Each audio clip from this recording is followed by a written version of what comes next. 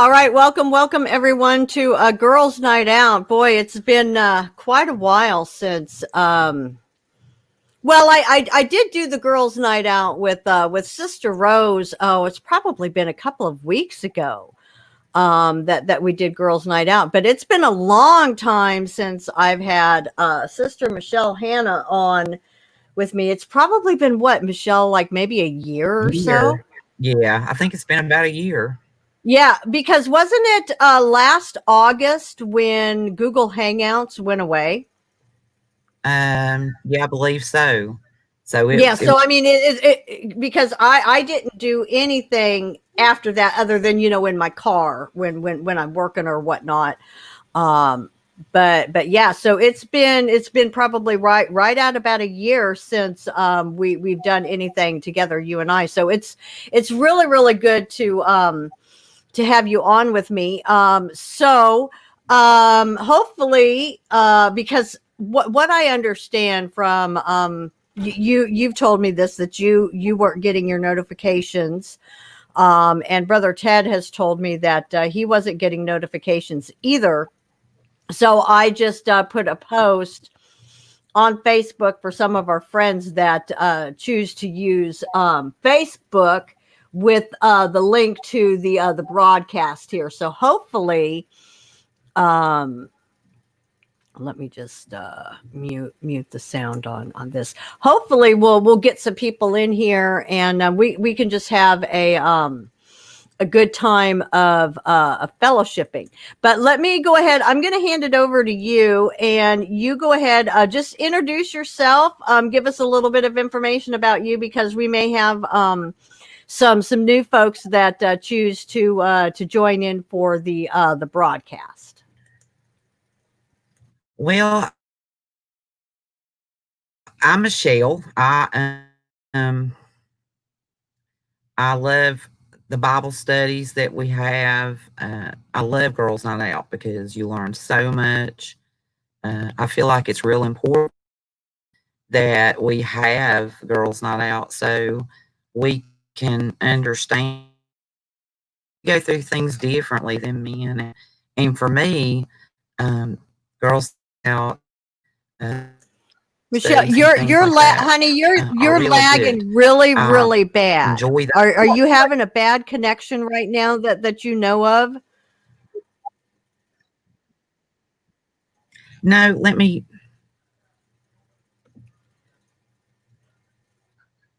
Okay, see if that's Yeah, better.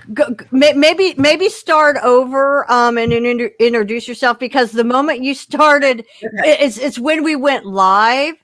I Yeah, couldn't really understand anything you were saying, and I know our viewers won't be able to either. But now I think it's okay. So if you don't mind, go ahead and start over and just repeat what you were trying to say. okay. I'm Michelle. I enjoy the girls' night out.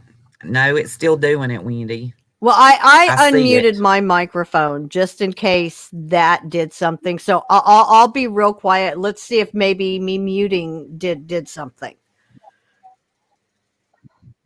Okay.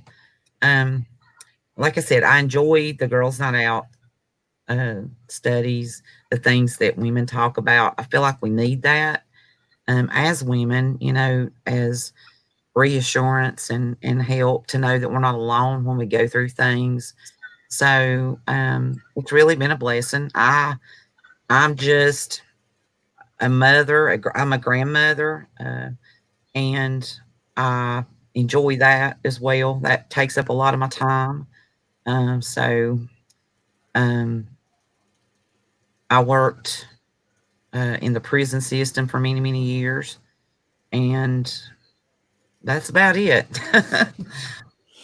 Well, I probably won't do this every time we're on, but I was thinking of, and I don't know if you watched the stream that I did yesterday. Danny was able to come on with me, Yes, and we missed it live, but we were able to go back and watch it yesterday afternoon, and it was really awesome.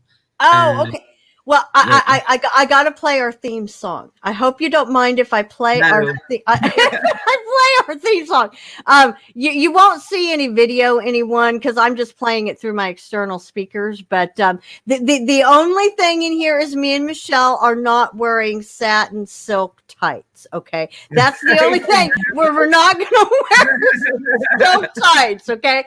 But Okay. I just had to chuckle, when I heard this song, because in many ways, women that are living today, we do need to give ourselves, I think, a lot of credit. So here's a girls' night out theme song. Okay. All right, let me get to it. Here we go.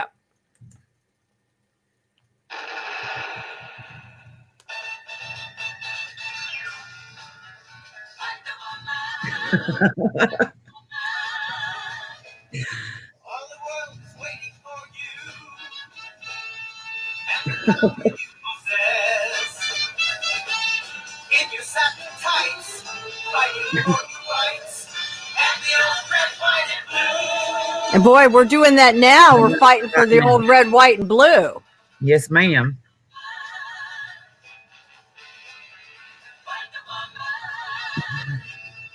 Now the world is ready for you, and the wonders you can do. Make the heart beat dove, stop the war with love, make a liar tell it true. That's my favorite part. Make a liar tell the truth.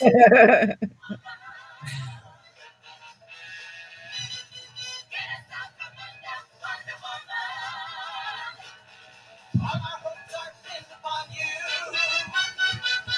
and the magic that you do. Stop a pouring cold, make the access roll, change their mind, and change the world.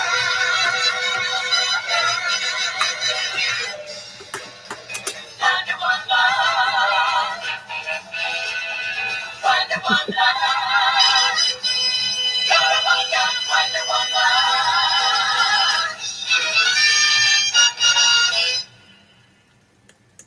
All right, so there's Wonder Woman for you guys. That is so awesome because, I mean, how many times did we watch that as Oh, I kids? know, growing up. I mean, Yeah. I don't know about you, but I grew up with Wonder Woman, with the Bionic Man. Yeah, the Was Bionic it the Man. Bionic Man? Yeah, I think Yeah. it was called the Bionic Man. And I Yeah, love those shows. I love the yeah. 70s. I'm still, Michelle, I'm stuck in the 70s. Even my music sounds like Ted was telling me, maybe a couple months ago, that my music sounds almost 70-ish. And thinking about, because there's certain, Christian groups back, when I was growing up, that I still love their music. When I hear it, it just Yeah. it just takes me back. Yeah, yeah. And that show, I mean, it really does take you back. You might remember when you sit and watching that and you just loved Wonder Woman as a girl. I mean, hey, she's got it going on. She was like our superhero. Yeah. Like, I want to be Wonder Woman when I grow up. Yeah. But in many ways, and that's why I entitled our stream Wonderful Women, is because men and women obviously are created differently.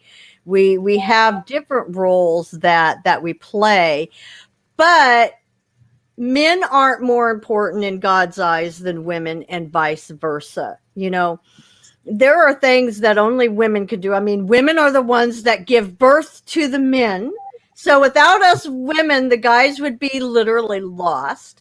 And Yep. that hasn't changed in 6,000 years. Even with all the, transgenderism and all of that. And I realize, gay couples can adopt, but if a couple wishes to have it be their biological child, a woman still has to be used. And so these things have not changed in 6,000 years, and they're not going to change.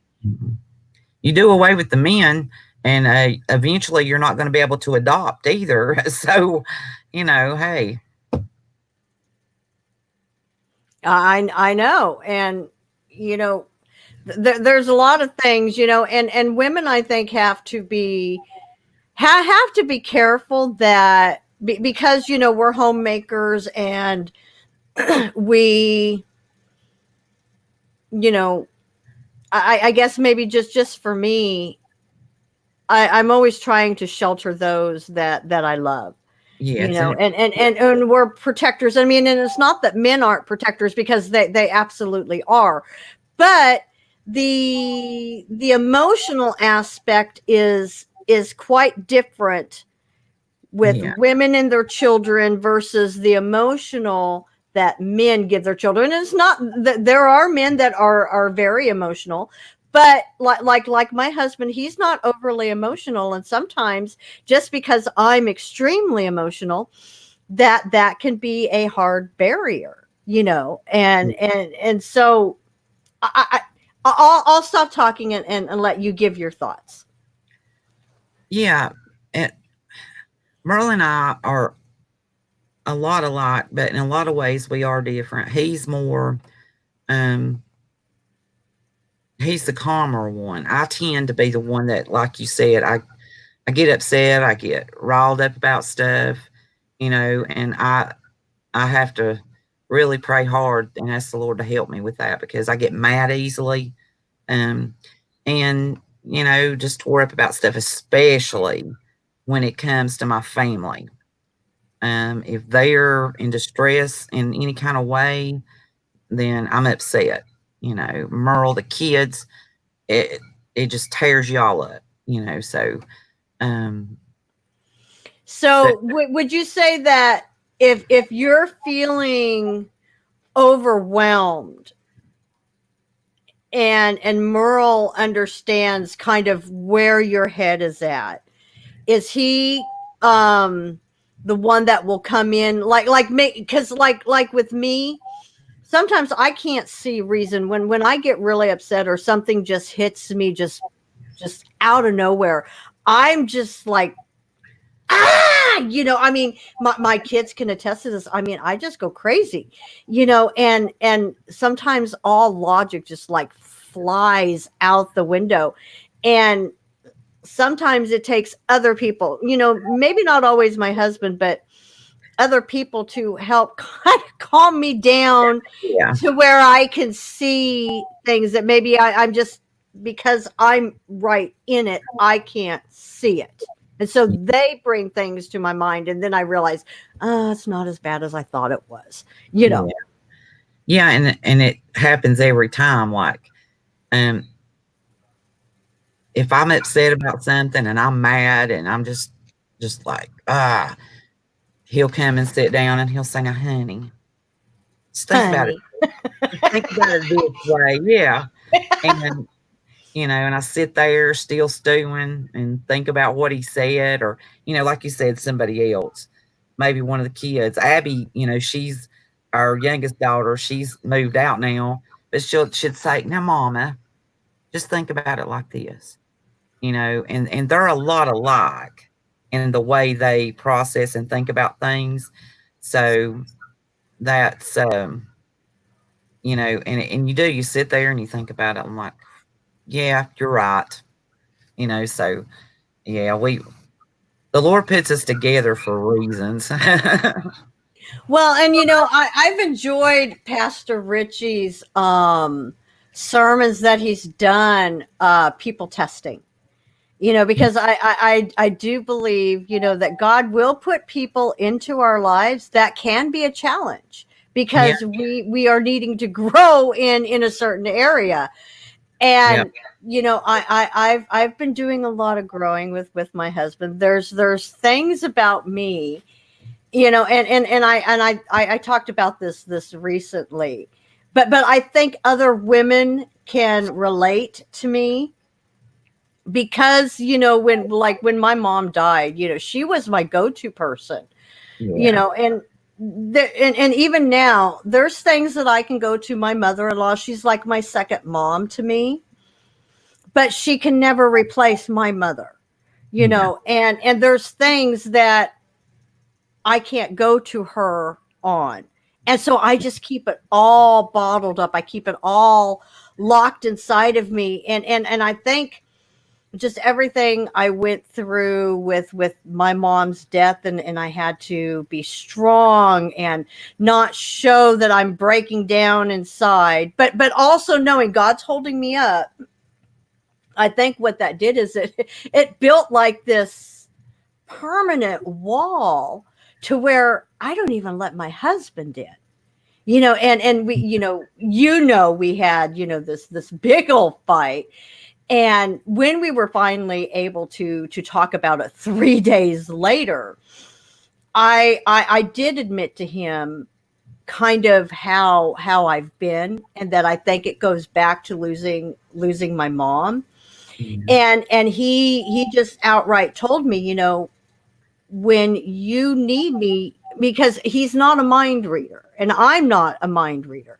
I have to, as a wife, I have to take accountability and responsibility to go to him and say, you know what, I'm feeling overwhelmed right now, or I'm up, because instead of when I should be going and saying, I'm really upset with you. What you did really, really angered me. Yeah. I need to be able to talk about that, let him know, because otherwise I give the silent treatment like no other. I mean, I don't even have to say a word, and he knows, and he'll usually he'll be the one to break down, and he'll come in, honey, are you mad at me for some reason? And Yeah. I got to stop doing that. Yeah. It's the exact same way with me. Um, it's like I bottle stuff up. And my mom passed away in recent years as well. And she was like my best friend as far as talking about personal stuff and things like that too. And, Merle will say, "Are you mad?" And I'm like, "No, no, no, no, I'm not mad. I'm really bad to, if I'm um, doing something, concentrating on something, I get distant and, you know, not smiling." And he's like, "You've been mad and snappy all day."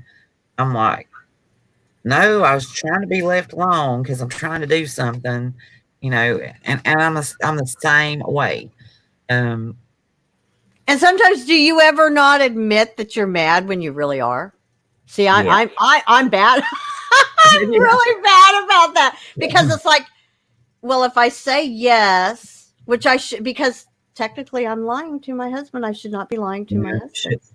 shouldn't be like, Then I'm going to have to talk about it. And maybe at that particular moment, dang it, I don't want to talk about it. yeah, But we all have the capability of change. Every single one of us, whether you're a man watching or a woman watching, all of us knows the areas in our life that we can do better. yes, Because and let me just say this, for just straight out, this has nothing to do with your salvation as a believer in Jesus Christ, staying saved, getting saved. This is part of your walk with the Lord, because if you can allow the Lord to help you in the areas that you're weak, or allow your husband to come in and pick up that slack where you're weak, he can be strong, and vice versa. yeah, yeah. No, it has absolutely nothing to do with your salvation. People think that because they get mad and maybe you're just having a bad day, and and if I'm aggravated or something, I'm bad to be snappy. And I don't mean to be, but it just happens a lot of times. And um, no, it has nothing, absolutely nothing to do with your salvation.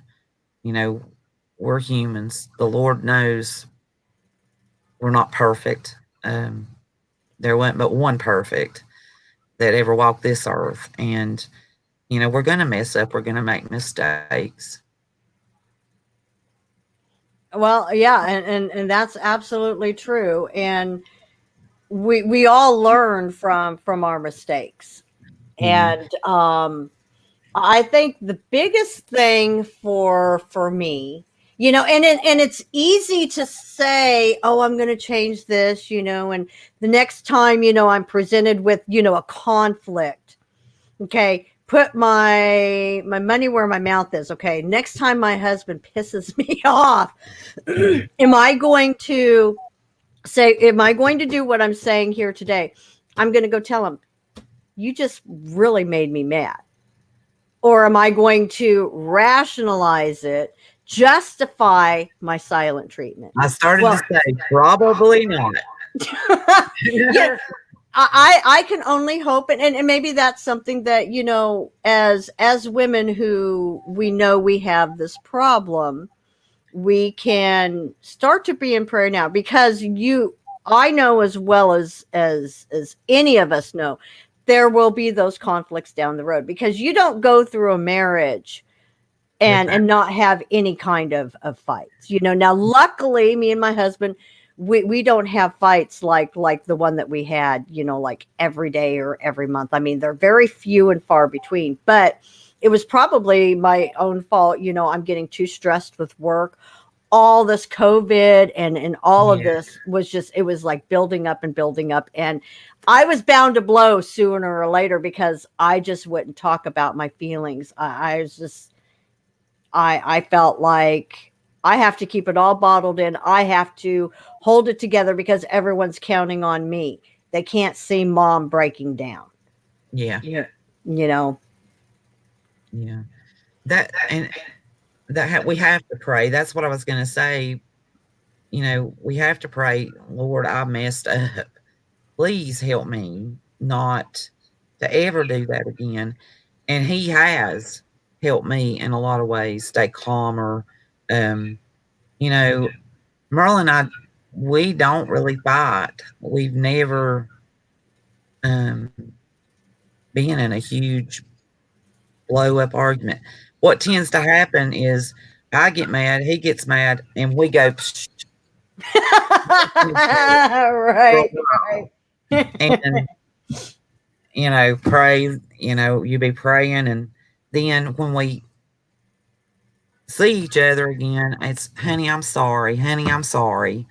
And um, because yeah, you're right. Couples are gonna fight and get upset with each other, and that thing that he does all the time annoys me so bad. And without the Lord's help, we need it to work through those things. Oh yeah, and it's like, I have to remember, I probably do just as many things that just irk him to no end. Yeah, But yeah, it's like, and I think maybe what happened is I became too legalistic, because I take great responsibility upon myself, to be responsible. I go to work every day, and I got all these responsibilities that I'm taking care of. Well, then I think, and this is what we need to be careful on, is just because my convictions are so strong, and I will not let up on myself hardly ever on certain things, you have to allow grace and love, because you can't, and what's hard is you cannot force another person, whether it's your husband, your children, in-laws, whatever. You can't force them to do anything. mm-mm. And the things that just drive you absolutely crazy, you just have to give it up to God, because you can't change the situation anyways. No. And I think it was said to me the other day, you can catch more flies with honey, because I'm bad to be just blunt and you I'm know, like walking through a briar patch. yeah, you know yeah. um, say things a little nicer because I tend to be um, just whatever it is, and whatever time of the day it is, you know, and I really have to watch that because, you know, you don't want to make somebody upset when they're getting ready to go to work or, you know, things like that. And um, it was said to me the other day, you can catch more flies with honey. And I'm like, yeah, you're right. So, Hmm. yeah. Well, and it's like I was watching, I think it was video 6 in the Philippians series, on the book of Philippians, talking about practice peace. And that really got to me, and the scripture came to mind about, when at all possible, live in peace with all men. Yes. And yeah, there are going to be those that you probably have to just put physical distance, because that's just not possible. But and so, that day, um I just decided, okay, throw up your white flag of surrender, add that honey, instead of, Yeah. how I was approaching it wasn't working. It was making it worse, honestly. And so I initiated, and then we were able to talk, and we're doing good. Yeah. And that's something you said you initiated it. You know, sometimes it's hard to um,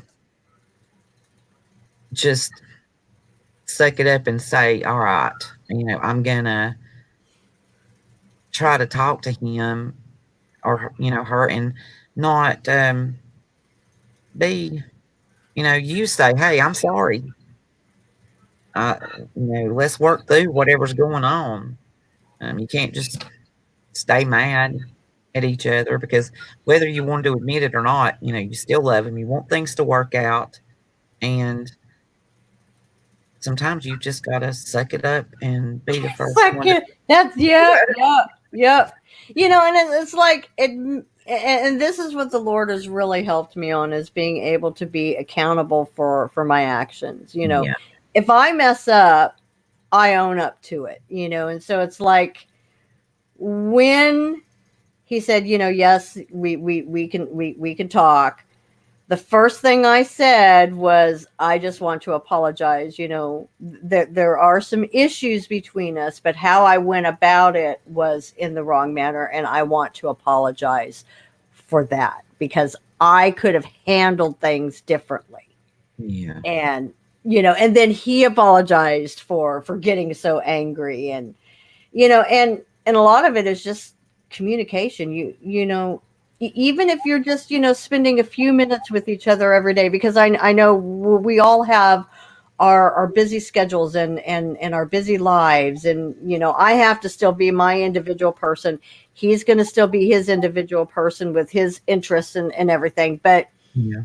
at the very least, because we're both smokers, have a cigarette with each other. Ask how the other one, how was their work. Yeah. Just be willing to be a good listener. Yeah. And try to pay attention to what's going on. I mean, how much of a load do they have on them as well? You know, sometimes we forget, we get so consumed with ourselves and what we're going through, we forget to understand what our spouse is going through and everything he has on his shoulders. And, um, you know, maybe just pray that we open our eyes to that too. Um, because there has been times, you know, I've had so much on me that I've just blew up and got mad at him because he was the only one here to blow up and get mad at. Mm-hmm. And, Mm-hmm. you know, we find ourselves in that position a lot because our spouse is the only one, you know, at home. Um,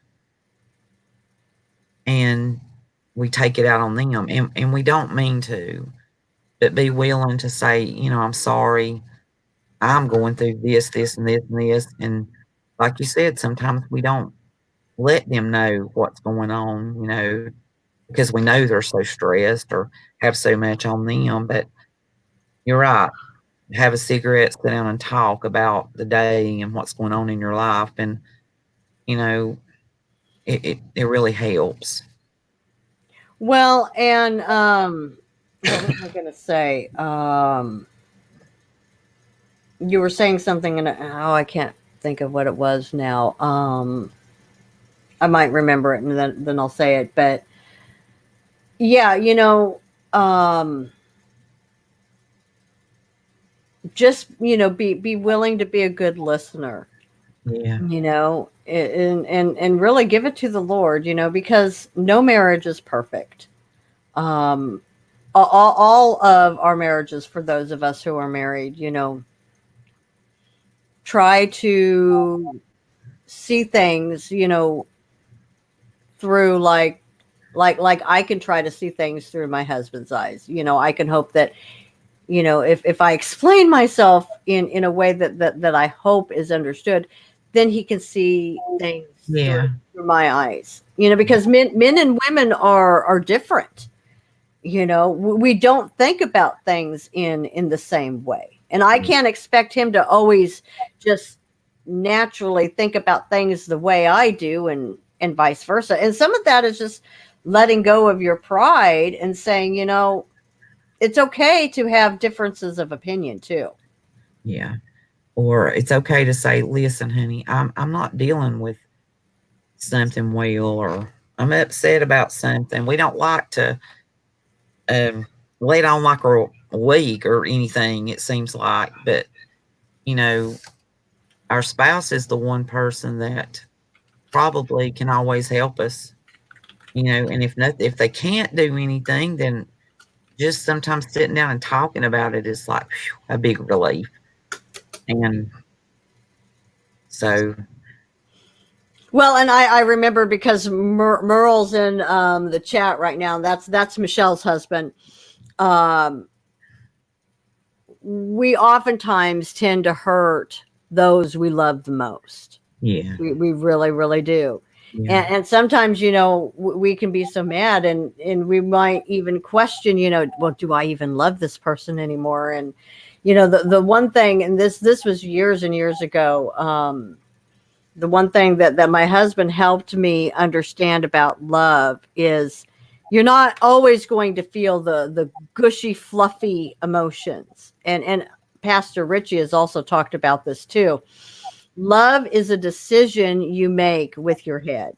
When you make a commitment and a vow to somebody, till death do you part, you're making a commitment in your mind, in your head, that no matter what may come, you're there for the long haul. And so yeah, that's something that I try to remember when I feel like things are getting, just too stressful, is like, okay, love isn't always going to be just these gushy, fluffy emotions, because there's times, I mean, even with my children, if they do something really, really horrible, I may not like what they have done, but I will never stop loving them. I may not be happy no, with them at the moment, but I never stop loving them.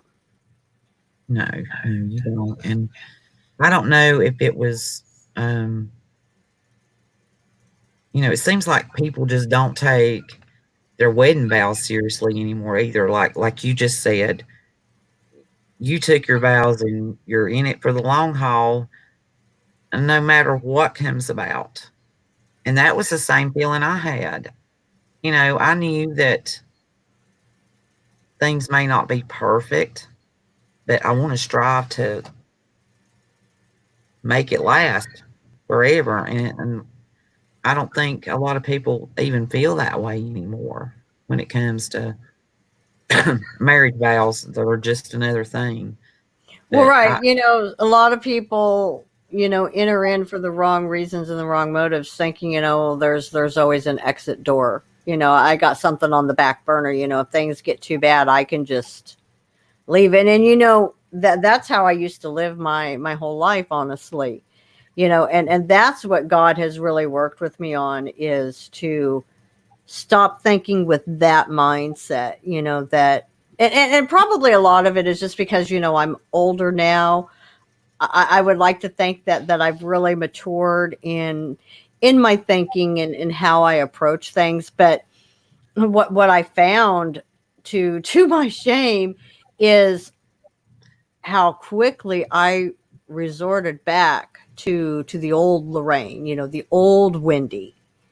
When for years I had I had done so well, and then it was just like, so what do I do next time? Well, I'm not going to fear it.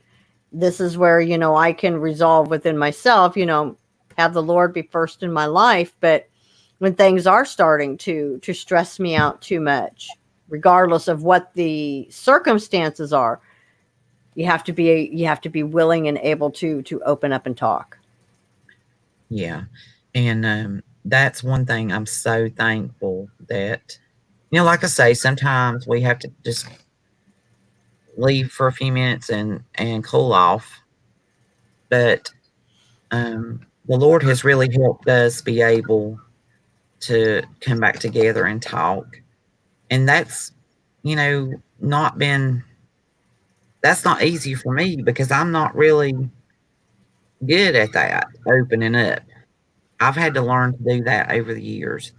Um, and, I feel like that now, through a lot of prayer and asking the Lord to help me, I can open up and tell my husband anything about me that's going on, or, um, any crazy thing. He's going to tell me if I was boneheaded and made a mistake, but, um, but then it's like, honey, okay, we can work it out. So, and that's, I don't know, the Lord just knows He knew what He was doing when He put us together. Mm-hmm. And I've seen that a lot through hard situations that we've been in through our life. So, Oh yeah. Oh yeah. And this is a stressful time that we're living in right now. And I'm sure it's not too much of a jump to say that this whole COVID, because it's worldwide, it's not just something designated in the US. It's mm, probably affected every marriage to yeah, some degree or other, because we're more, well, I mean, me and my husband, the only thing that never really changed, I mean, we we've always been home together, I mean, yeah, he works, I work. But for a lot of other couples, where, she worked outside the home, he worked outside the home. Well, now both of them can't work. So now they're home stuck with each other just day in, day out. You yeah, know, there's a lot of testing there, yeah, and it's like, how are you going to handle it?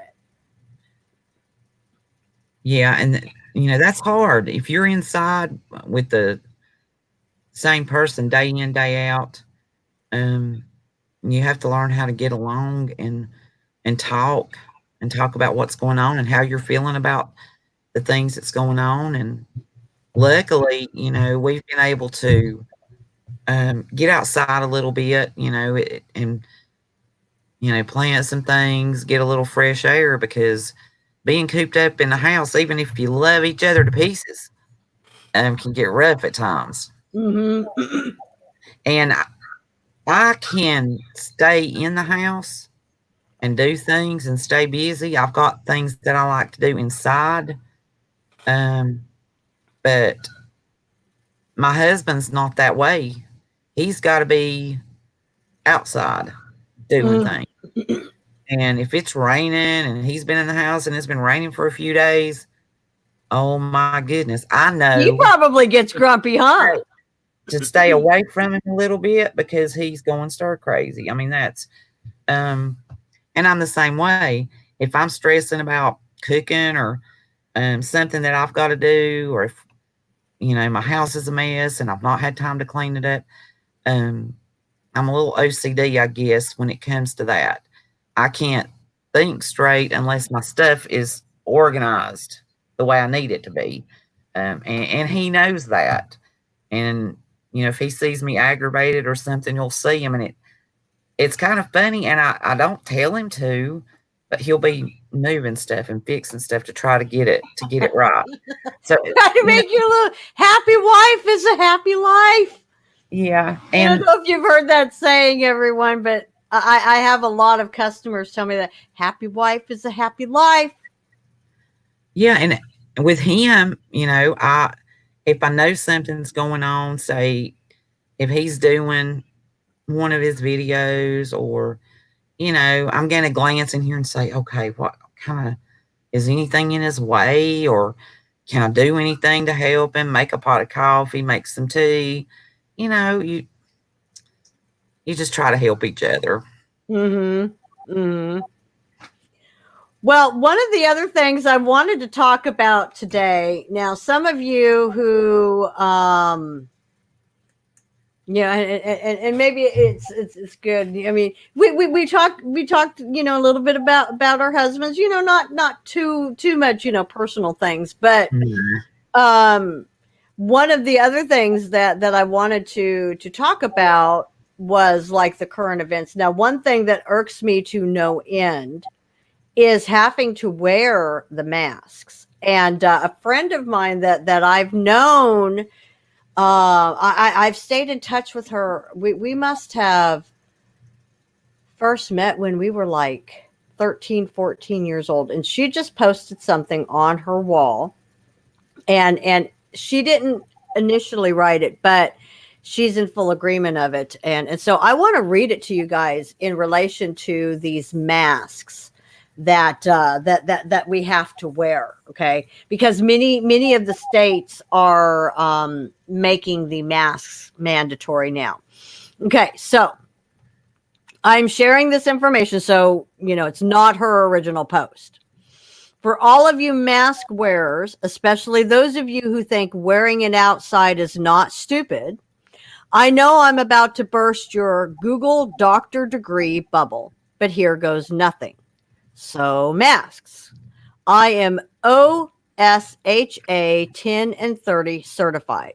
Now, I'm not sure, just as a side note, I'm not sure what the certification all means, but this is dealing with your N95, your surgical masks, and then your filter or cloth masks. Okay, just so everyone knows what this is going to entail. Okay, so I don't really know why OSHA hasn't come forward and stopped the nonsense, but I want to cover three things. So the N95s, the surgicals, and the filter or cloth masks. Okay, so upon further inspection, OSA says some masks are okay and not okay in certain situations. If you're working with fumes and aerosol chemicals and you give your employees the wrong masks and they get sick, you can be sued. N95 masks are designed for contaminated environments. That means when you exhale through an N95, the design is that you are exhaling into contamination. The exhale from the N95 masks are vented to breathe straight out without filtration. They don't filter the air on the way out. They don't need to. Here's the conclusion. If you're in Target and the guy with COVID has a N95 mask, his COVID breath is unfiltered being exhaled into Target because it was designed for already contaminated environments. It's not filtering your air on the way out. Okay, here's information on surgical masks. These masks were designed and approved for sterile environments. And I look at that as like in your operating rooms. The amount of particles and contaminants in the outside and indoor environments where people are clogging these masks very, very quickly. The moisture from your breath combined with the clogging mask will render it useless if you come in contact with COVID and your mask traps it. You become a walking virus dispenser. Every time you put your mask on, you are breathing the germs from everywhere you went. They should be changed or thrown out every 20 to 30 minutes in a non-sterile environment. Okay, what about the cloth masks? We've all seen the cloth masks, okay?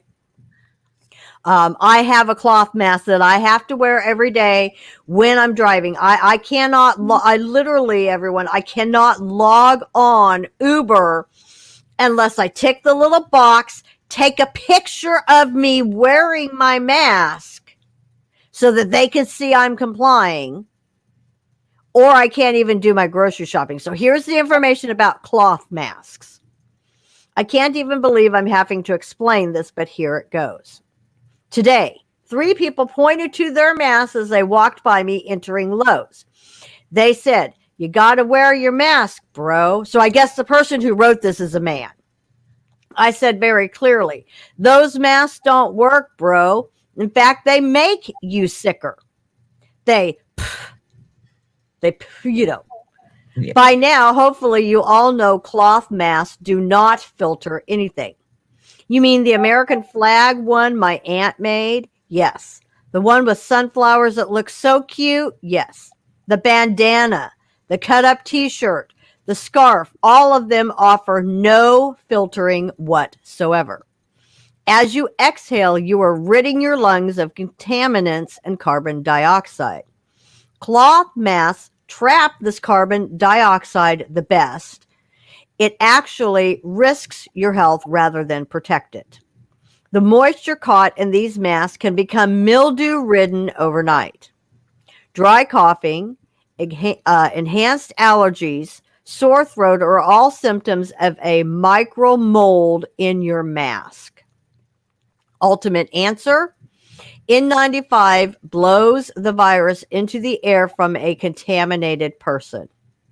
The surgical mask is not designed for the outside world and will not filter the virus upon inhaling through it.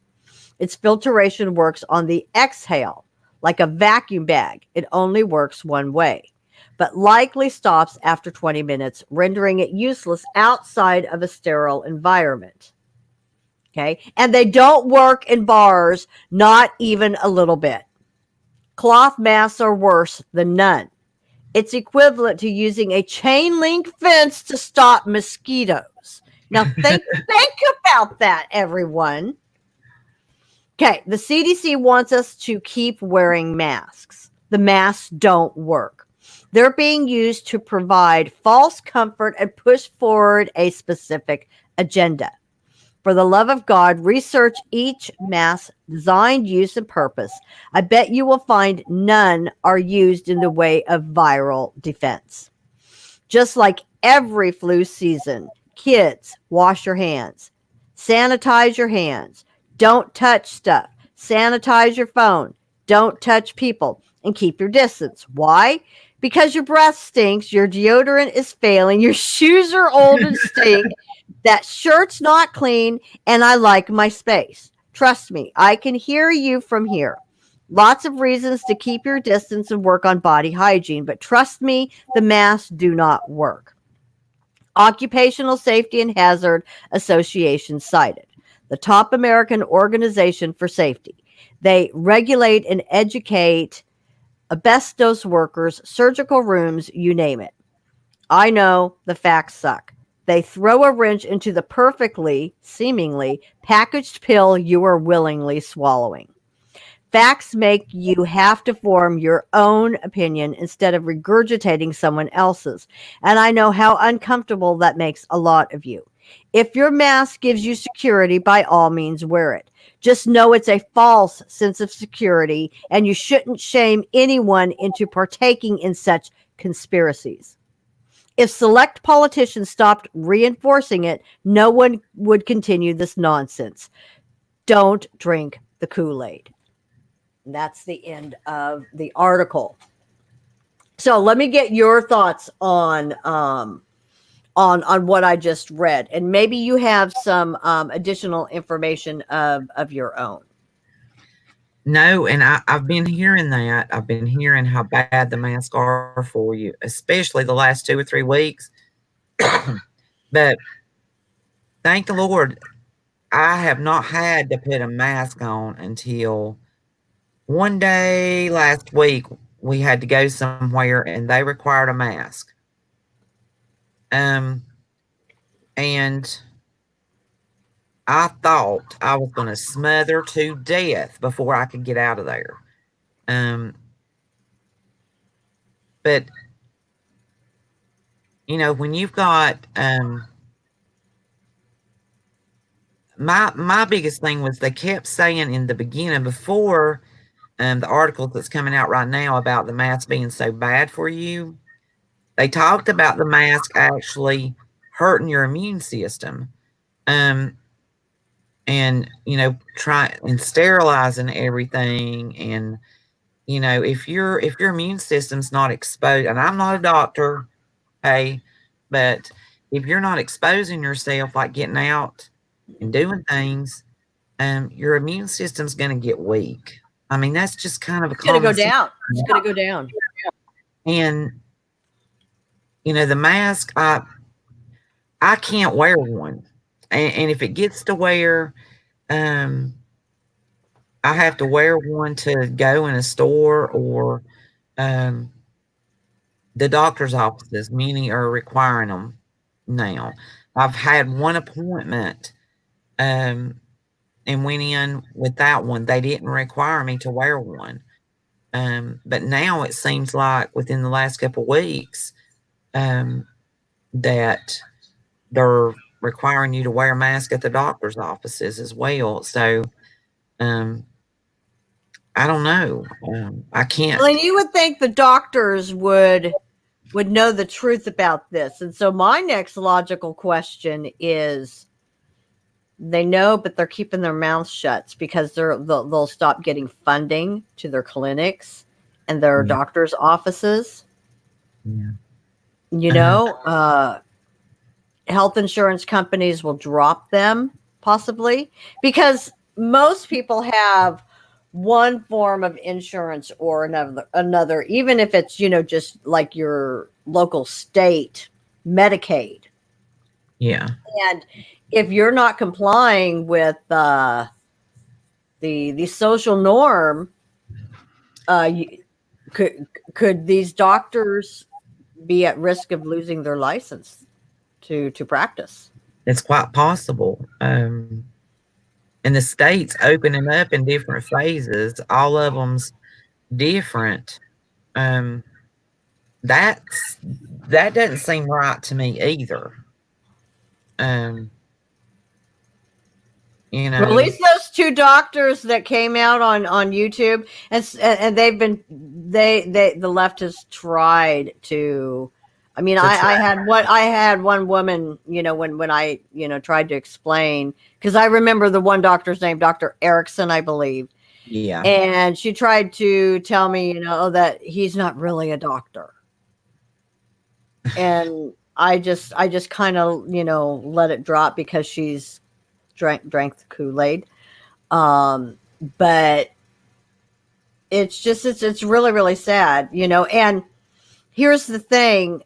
For what was it, 2 months, about March 15th is when things started getting really bad and the whole world closed down. If they were going to make masks mandatory, they should have done it then. Yeah. They closed everyone down, but now 2 months later, I'm going to step out for 1 second. I can hear you. I'll be right back. Okay. All right. I guess, guys, my thinking is, I feel it's just all a, and I was just telling my husband this morning before we both went to work. This is at least something that me and him can talk about. And in a lot of ways, we have the same mindset and opinion.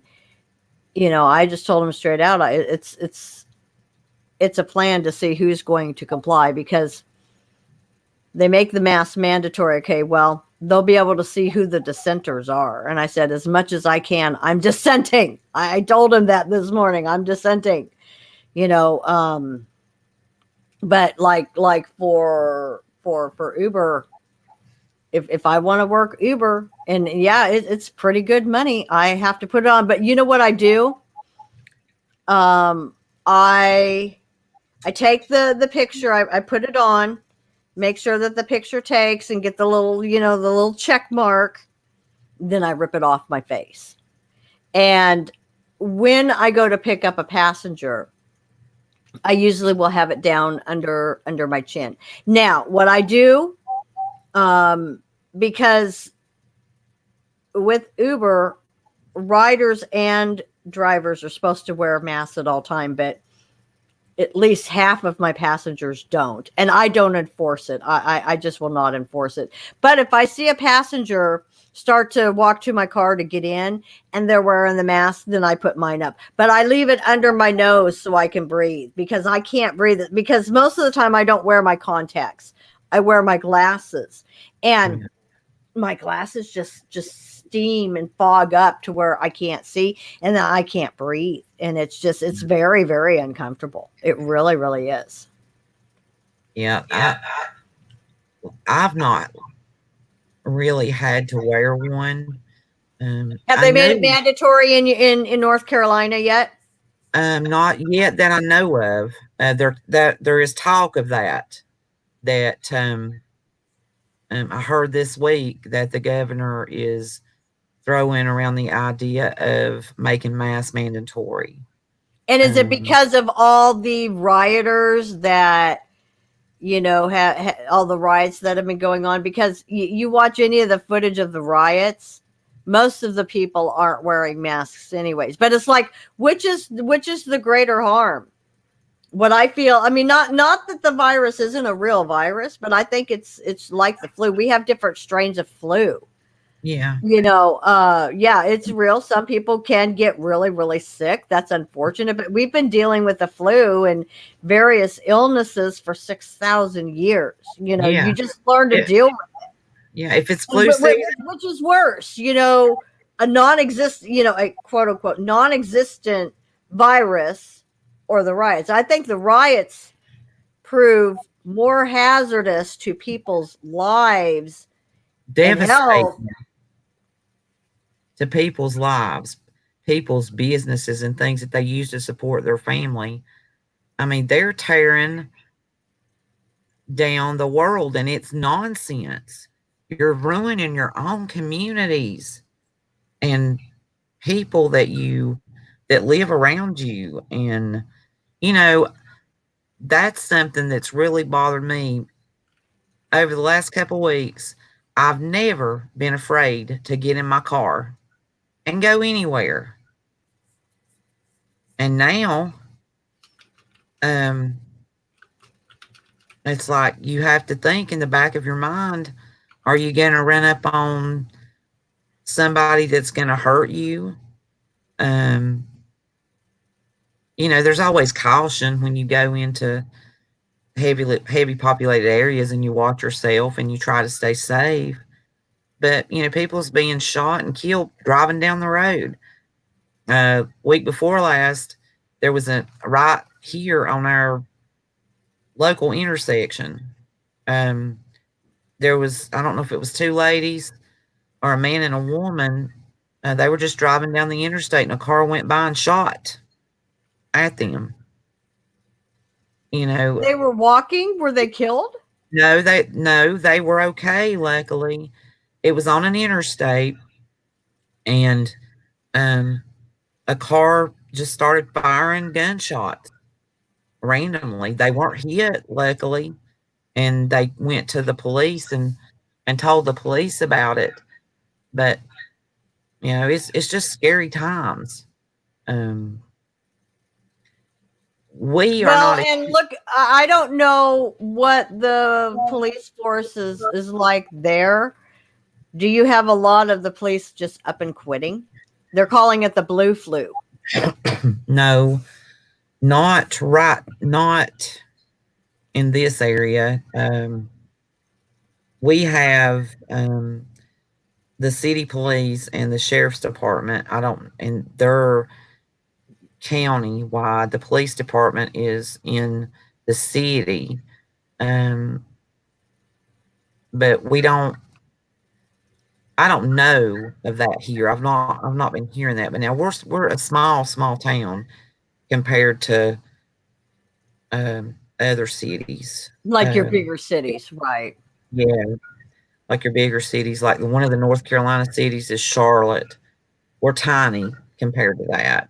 Um, and our counties broke up in like little communities that are, like, so we're not huge. We don't have a ton of law enforcement.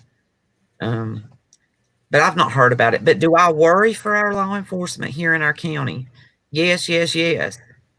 It scares me for them, and I pray for them, and that's what we need to be doing. That was something that was brought up, and I think it was um, yesterday. We need to be praying for the guys out here. And quite honestly, our county, our law enforcement has had a hard time for a long time with drugs and methamphetamine um, issues that we've had here in our county, and they've been living dangerously for a long, long time. Um, so, and it's just worsening. Um, Well, I guess you the know, next logical step then is because the riot, I don't, at least from kind of how I'm hearing things. Do you feel that the riots are calming down about the same, or do you feel that they're getting worse in some ways? And maybe some of the men that are in the chat, like Merle and Ted, maybe you can give your perspective on that question as well. from what I see on the the news that I watch, and I'll make it clear because I don't watch a lot of mainstream news. I watch independent news stations, and I don't see it at this point getting any better. You've got, especially in the big cities, you hear reports of New York City, Seattle, places, in the bigger cities. It doesn't seem that it's really getting any better to me. Well, and it's just drug on and on. And you know what I noticed is our governments, and and I'm talking worldwide, not just in the United States. Our governments had us pretty much under lock and key, under control. With COVID, we're going along and we're agreeing, oh yay, we're in stage one. I mean, we're like, finally we're in stage one. And Yeah. we're like, how long, what all does stage one entail, and how soon before we go into stage two? And I mean, some states I think had to go to like stage 3 or 4 until like everything is open, like completely across the board. Then what happened? George Floyd happened, and it was an absolute tragedy what happened Yeah. to that man. Absolute tragedy. But what happened is, now I'm not necessarily saying, although I have wondered, could that have all been a setup and plan because COVID wasn't working as well as they had hoped with the whole pandemic? I mean, I find it hard to believe that a cop would go out and deliberately know I'm supposed to kill somebody today while I'm on patrol. I don't think that happened. But what happened as a result of that?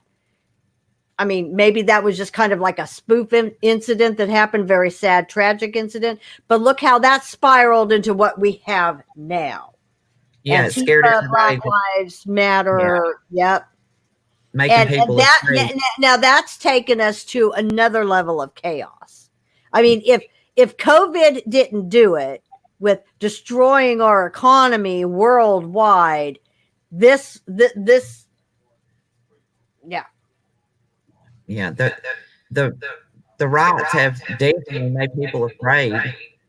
Um, so, and I like you said, that was a tragic, tragic scene. Um, Now they're trying to do away with law enforcement. Well, I can honestly say that if you've never dealt with mean criminals, then people to me saying, let's do away and defund law enforcement. We need case managers and doctors or whatever going out, psychiatrists going out and doing the job of law enforcement. That is insanity. That is insanity. I was a case manager. I was law enforcement in North Carolina. That is not going to work. That is not going to work.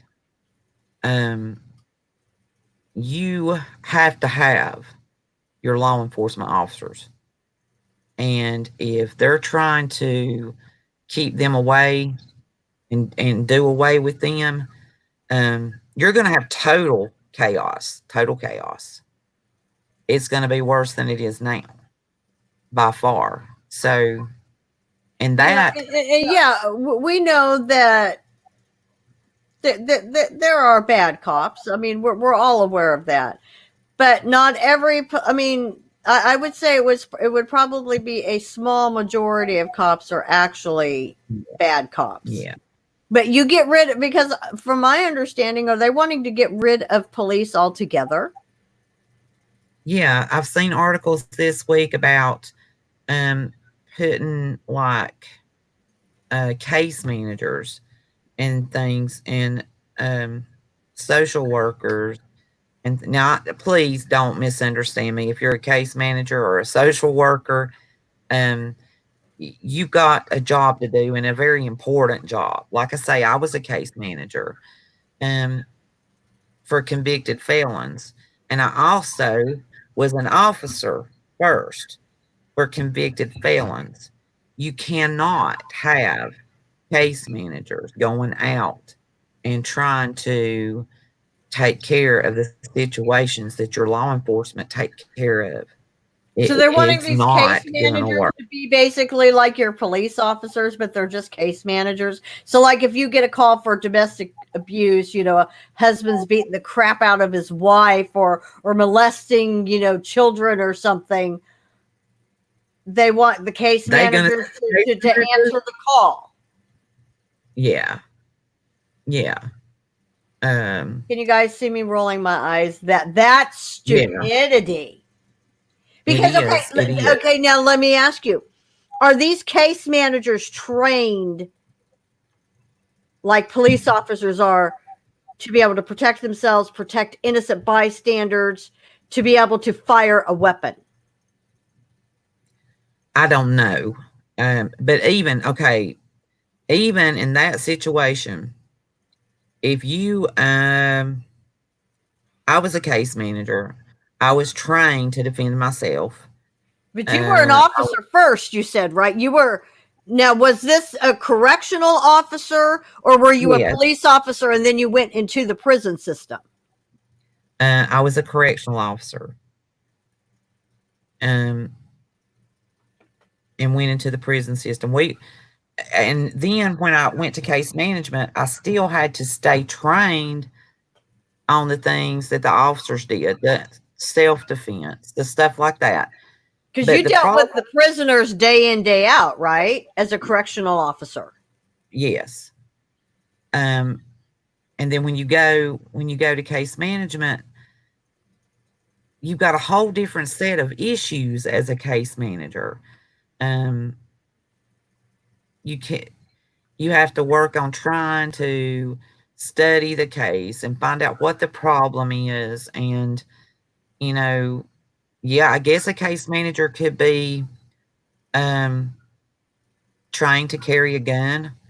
I was, you know, authorized to carry a gun when the situation, presented itself. But the jobs are different. The jobs are so different.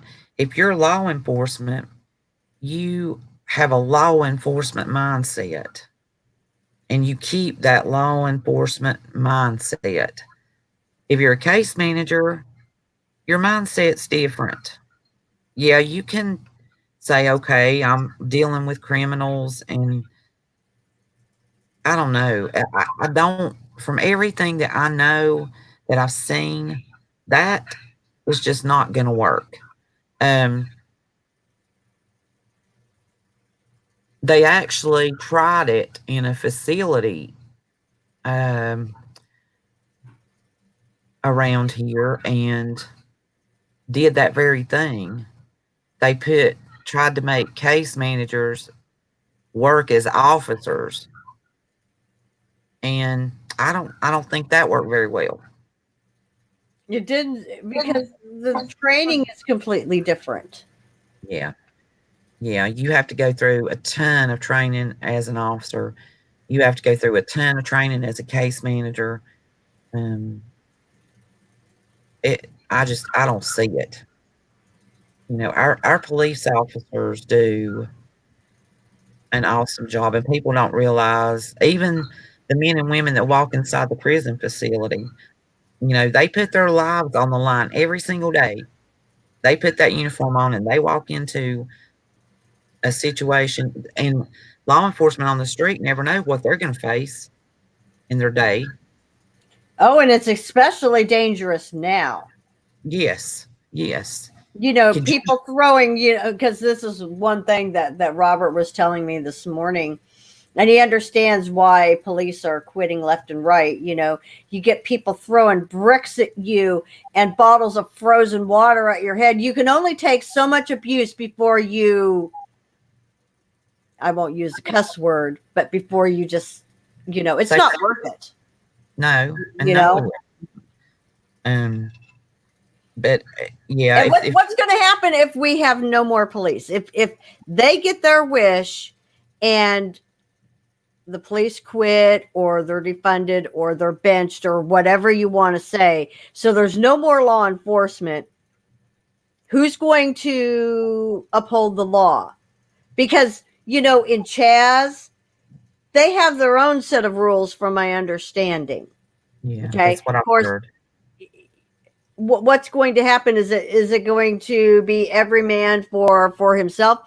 What's that going to mean for neighborhoods and grocery stores, if, you know, robberies and vandalism, you know, you can't call the police anymore because, well, we got rid of all the police, you know, because they're all just bigots and and um and all of that, and they're just killers of black people, you know. What I see happening is, if they're successful, complete anarchy, Yes, probably in the entire world, but especially if this continues in the United States, just yes, complete anarchy. It's going to be every man for himself to protect his home, because if you have no police and no morality, you know, a clear line, this is right, this is wrong, this is, you know, judicial forms of, okay, if you do this, this is the punishment for this crime. Well, if all of that goes away, what happens to our courts? Well, see, what I see is, it's just going to be, I mean, somebody's going to have to come in and rescue the world. Who's that going to be? That's going to be the that's Antichrist. right. Yes, It's good, you know, it's setting it up. Now, again, I don't know if I'm living in that generation. I don't know. But can I see, if this doesn't get better, and if if President Trump isn't elected again, you know, it's not that I'm putting my faith in him, but compared to the others that I've seen, you know, unless he's just an absolute shill and just, you know, a puppet in the puppet master's hands, if he can do what I think he possibly can do, we might see some law and order return. But if he can't, if he would be outvoted and Biden would get in, who knows? But even if we do get Trump for another 4 years, that's just another 4 years. This could start up all over again in 4 more years. yeah. We just don't know. And I want to apologize to the chat. I can see the live chat. Um, Someone just said, "Come, Jesus, come." And I was thinking about that this morning, um, with my grandkids and my kids. What if this continues on the path? And let me say, I'm sorry, my comment bar is not there. I don't know what's going on with. I may have to reset my screen, but I have no way to comment. That's why I've not been Do you want commenting me on to it. send you the link so you can watch it on the regular YouTube channel link? Do No, you want that? no, it's okay because I don't know how to do all that. I'm still Okay. practicing. um, but I just want to say hey to everybody and let them know that I'm not being a snoot or anything. I just can't really comment. I don't have no place to comment here.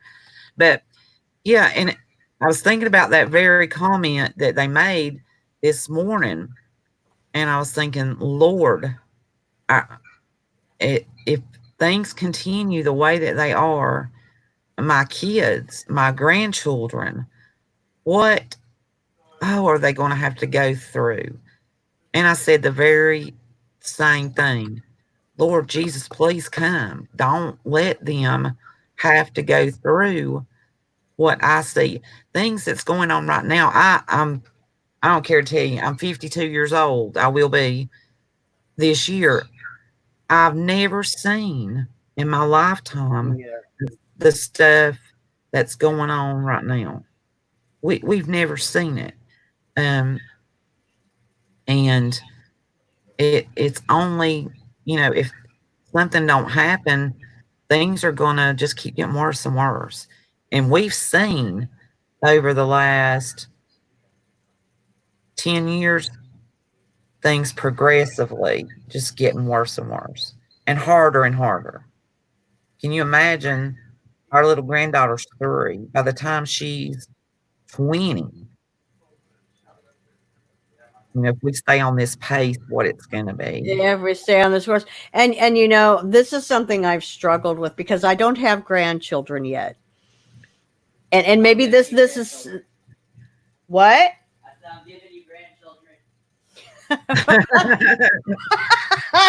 Johnny.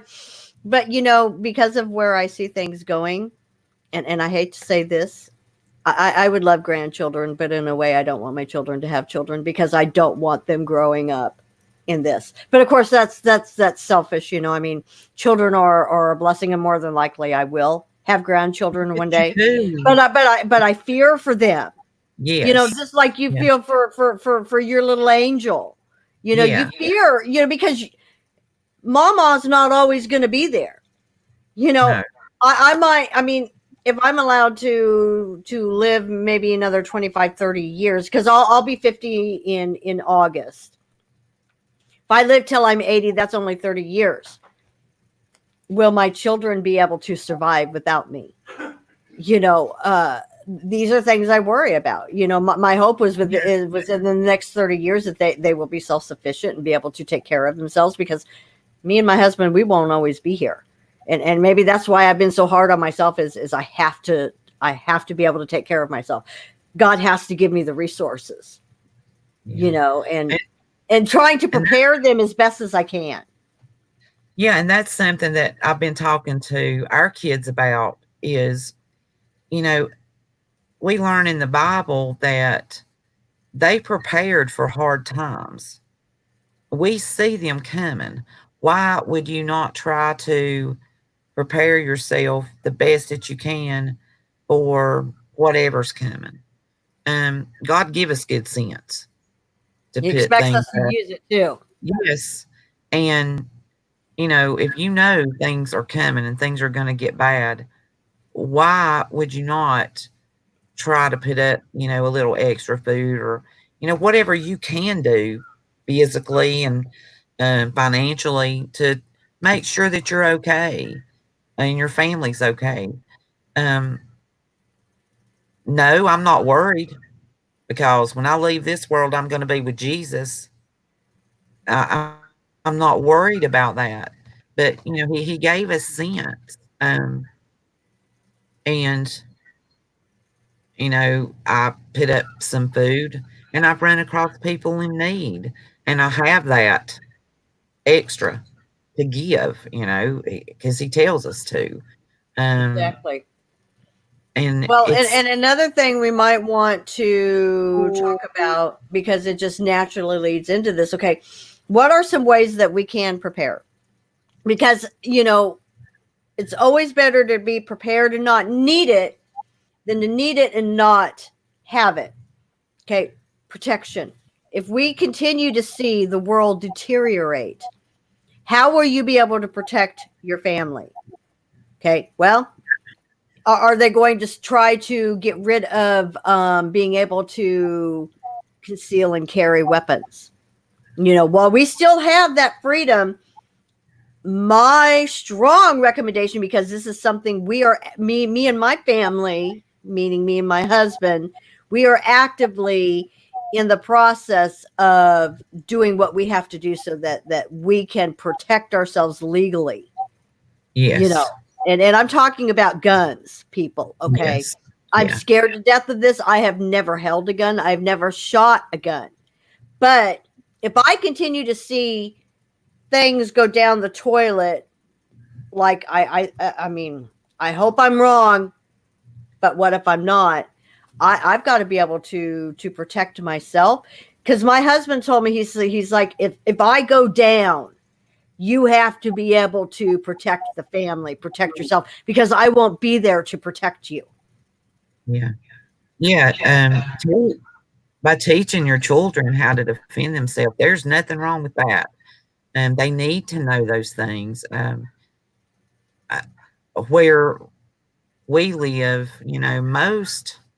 for the most part, I'm not going to say everybody knows how to handle a firearm, but for the biggest majority, they do. Um, Well, there's other things that you can do to protect. yes, Tasers, mace. mace. There's different things, where it's still relatively safe. If, Mhm. if you have a real aversion, okay, well, I don't want to end up taking somebody's life. And that is something you have to go into it very serious. It's basically, what can you do in the moment to get yourself out of danger, to where and what word am I looking for? I mean, like, if I would be accosted as an Uber driver, I'm not necessarily wanting to take that person's life, but I don't want them taking my life. So what can I do to You delay can them or distract them? Okay, I can tase them. I you can can pepper you can spray them yeah, you can just spray long that enough so that mace. I can get out of harm's way. Yes, ma'am. My one thing that makes me feel safe here, if Merle's gone or the kids are gone, which we're by ourselves now. But if nobody's here and it's just me by myself, um, my dogs, um, they're gonna. You may hear them in something that we're doing, a video or something. You may hear them barking, and they sound like a absolute wolf pack. But Yeah, I heard your um, dogs earlier. yeah, but they let me know. I don't know if they would actually. I don't know what they would do, but they would let me know somebody is around to where either I can get away or get whatever I have to defend myself with. Um, so that's not a bad idea. Even a little dog, like if you live in an apartment and you just can have a small dog, they're going to let you know if somebody's around that's not supposed to be. Um, I, I don't know, myself, I can't imagine not being able to have a firearm in my home. It's, like I say, but it's not just now. You know, I mentioned our county's had issues for quite a few years. A lot of theft, a lot of, and I don't ever, Lord knows my heart, I would never want to take someone's life. That's not even in my way of thinking. But I will defend myself and my family. And I know Wendy well enough to know that she would too. She would do whatever she had to do to defend herself and her family. And Well, and we have a dog. It's my brother-in-law. It's his dog. Now she's a pit bull mix, and she's the mm, sweetest thing. She's honestly she's like a scaredy cat, but oh, her bark! I mean, scares the mailman, you know. But yeah, and so she's what you would call all bark and no bite. yeah, But you know, if all you have is all bark and no bite, that's better than nothing, because at least it would alert you, and give you hey, time. something's in the yard, or something, at least to, you know, if nothing else, but to hide you and your children, you know. Yes, yes. Um, and I just saw Merle posted that people that are unable to hear, um, or I've not thought about this really, but someone that's deaf, you know, a dog is a great idea there because a dog can come and alert you. A lot of dogs are trained to do that, alert their person, you know, if somebody's around or they're in danger. Um, if you can't uh, hear, um, you know, you can train a dog to let you know when somebody's around without barking. I mean, it's going to take some work. You may have to get one trained or something like that, but there's ways to protect yourself. Um, if you would just think for a minute, you know, what do you need to do? What am I going to be comfortable with if I have an intruder or somebody that's trying to cause me harm or my family harm? I want to be, I want to have something that I'm comfortable with using, that I know how to use. Um, you know, I've kind of got it planned out in my mind because things are getting so bad. What I'm going to do if something happens. Well, Yeah. right. And since this whole coronavirus started, you posted something. That was it in your state where they were trying to get rid of conceal and carry, to get rid of being able to even carry a weapon? Was it in North Carolina? Yeah. Or That, what, or was it the whole United States? I wasn't quite sure as I was reading through that, because that's something we have to think about, everyone, with these riots and the way things are going. Do you think that they're going to be happy to just let everyone, you know, have the right to bear arms and all of that? No, they're going to try to that's what a true communist nation is take away the rights of people to be able to defend and protect themselves. So this is what we're doing, you know, as soon as we can, we're taking our safety courses, and we're getting a gun, yeah, you know, and we're going to train properly, and all of that, because while we still have the freedom to own a gun, you need to enact now, because if you just wait and it's like, oh no, you know, I mean, hope for the best but plan yeah, for the worst. Before you know it, that right won't be there anymore, and then what are you going to do? Obtain a gun illegally? That's really not a smart option, although I do realize some people will have no other choice. But that's not the way to go when, you know, like Merle was talking about. Okay, what did Joseph do for 7 years of plenty? He prepared ahead of prepared, time. prepared. So while we have the provision now, we need to start preparing. We really, really do. Um, yeah, and we need to pray about it.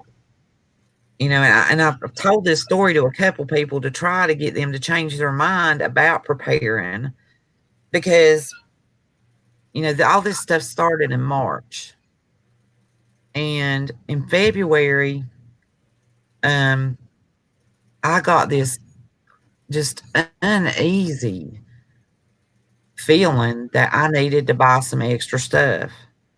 This And past February or a year ago? This past This February, past okay. we typically keep quite a bit of food in the house because we got kids come in and out, and you want to have things, but honestly, our supplies and things kind of dwindled down a little bit, and I just got this overwhelming, uneasy feeling. You need to just start buying up some extra stuff. Stock your cabinets up. And I'm not talking, going crazy or anything like that, but the feeling was there and I just couldn't shake it. So I started buying some things, that I knew that we might need and that we were out of, and kind of saying, Things okay, that could save, like your staples, stuff that's not gonna just like yeah, expire right away. And um, and I just think it was the Lord saying, hey, this is coming, and you've been lazy in here and not stocked your stuff up. Um, but that was just the craziest thing, and that's what I told my daughter-in-law. I told her, I'm like, look, make sure that you've got a few weeks of food in your house. They don't listen to me, but if anything happens, it's not going to be just like with Jesus. It's not going to be from the lack of their mama not telling them, you know. right, So, right. yeah,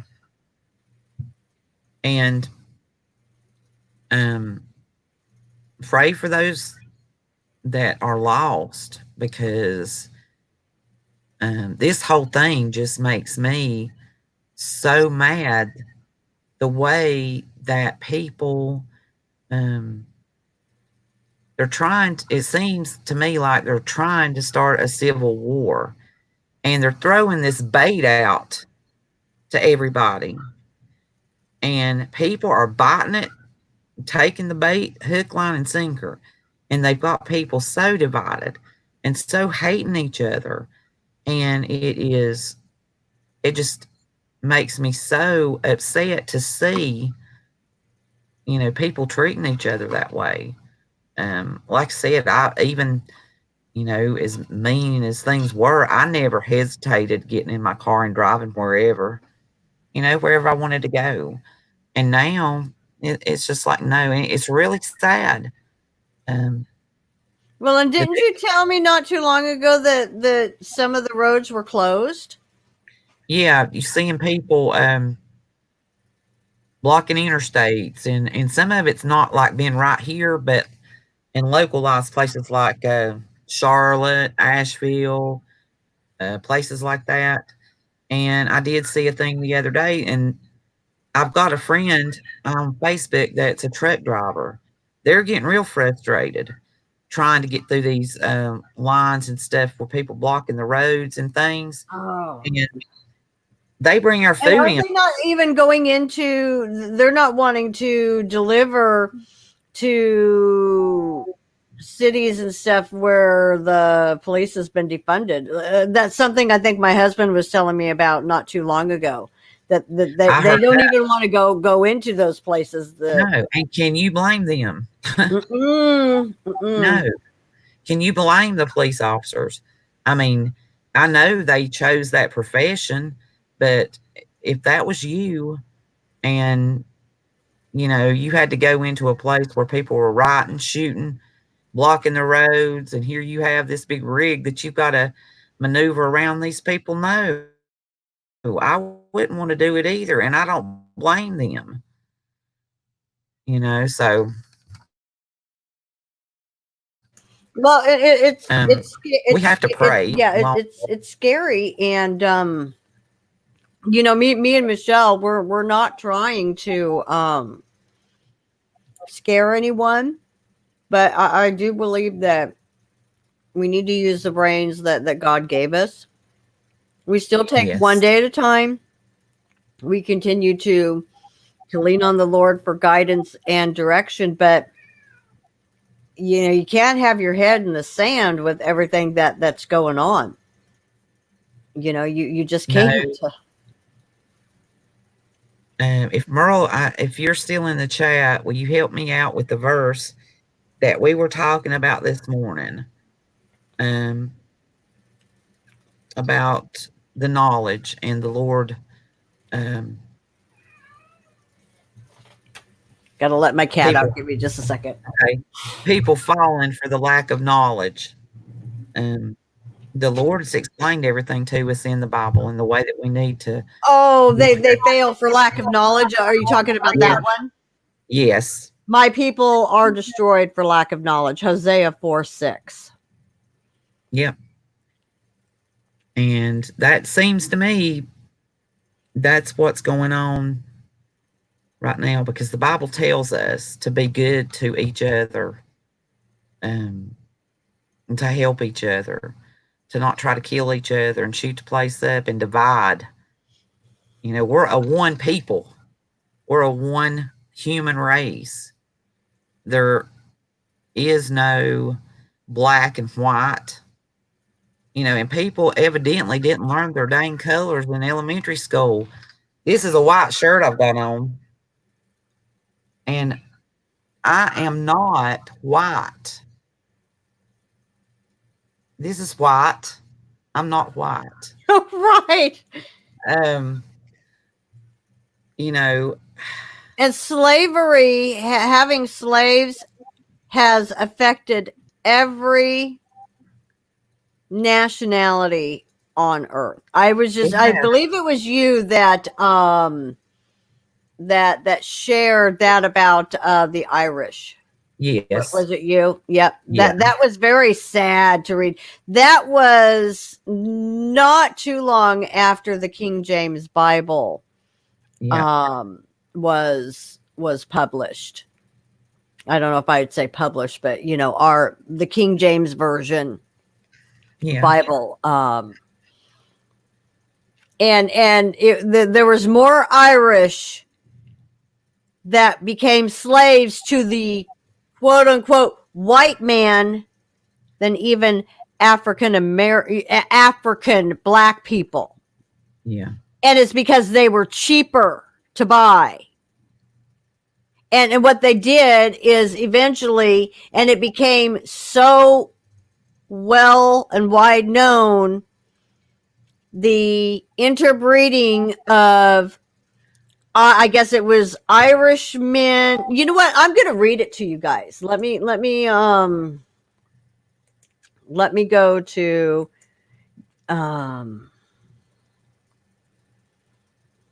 here it is. It'll take me a few minutes to read this, everyone, but this is important. This was by Daniel Weisert.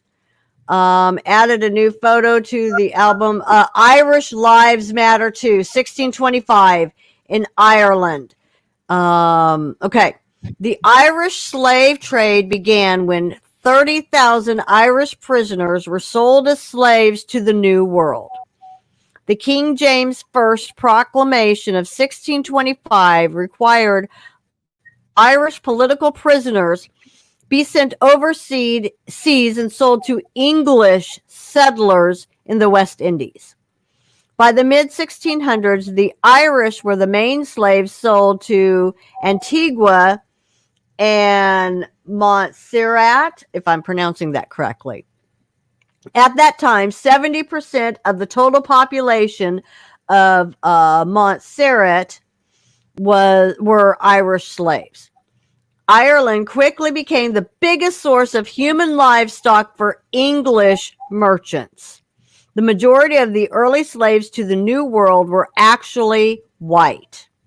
From 1641 to 1652, over 500,000 Irish were killed by the English, and another 300,000 were sold as slaves.